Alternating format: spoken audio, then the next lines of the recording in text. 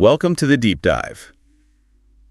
Today, we're really getting into something powerful from Sheikh Nurjan Miramonti. This idea that meditation isn't just, something you do sometime. Right. It's more fundamental. Exactly. Yeah. He calls it the fuel for life, the essential key for any seeker.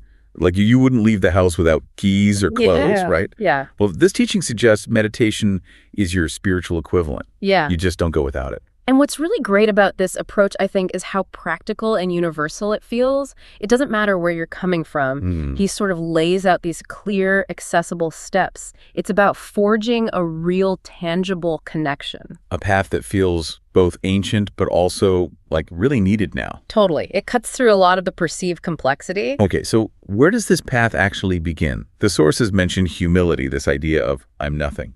That can sound a bit harsh, maybe. How do we understand that? That's a really good point. It's not about self-deprecation, not at all. The insight here is more about dismantling the ego's grip. Recognizing I'm nothing is like saying my small self isn't the center of the universe. Ah, I see. So it's creating space. Precisely. You get your own self-importance out of the way, and that allows this, universal energy or connection to flow through you without hindrance. That's the real power in it. Right. Getting out of your own way. I like that. So, okay, you've embraced that humility. What's next in preparing for this connection? Well, from there, you prepare your actual space, your environment. Physically. Yes, and spiritually. So ritual cleansing is mentioned, sitting somewhere clean, definitely, and also using a pleasant fragrance. Fragrance. Why is that important? The teaching suggests that good scents, they actually attract spiritual beings of light. It helps make the space more energetically receptive. Interesting. So the space is ready, then comes the inner work. Exactly. That's described as an internal cleansing.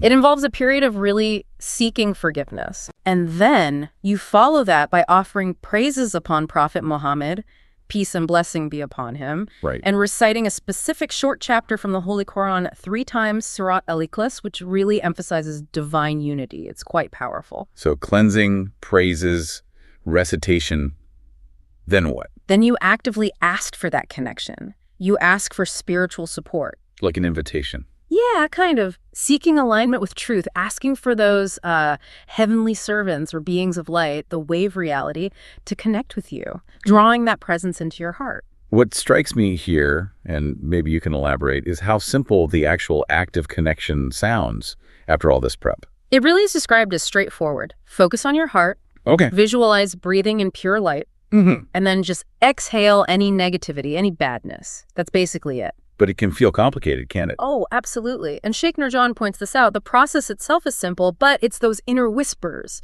the doubts, the negative influence. They muddy the water. Exactly. They make it seem hard. But he stresses it really only takes moments to establish that connection, to feel that bond, and ask for light from Allah Almighty to just fill and bless your heart. Didn't he have a funny comparison about this?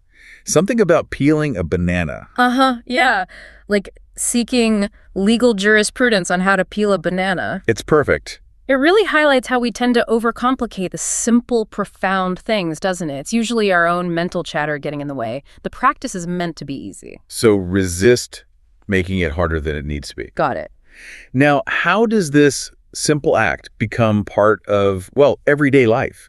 It's not just a one-off meditation. No, absolutely not. It's called a life process. Okay. The idea is to integrate it consistently. After your daily prayers, sure, but also maybe during spiritual remembrance gathering. Like group sessions. Yeah, or even just while you're doing ordinary things like taking notes or working. It's about maintaining that constant link. A connection to your spiritual guides or teachers.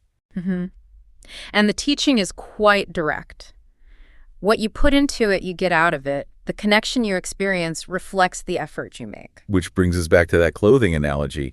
This connection becomes our spiritual clothing. Exactly. Just like you wouldn't walk out the door naked or without your keys. Right. You shouldn't go anywhere or do anything without this essential spiritual dress, this layer of light and connection. It's always on. A layer of protection and guidance. That's the idea. Always present, always accessible. So wrapping this up, what's the key takeaway for you listening? Sheikh Nurjan's teaching isn't just about meditation as a practice. No. It's about meditation as your indispensable spiritual clothing.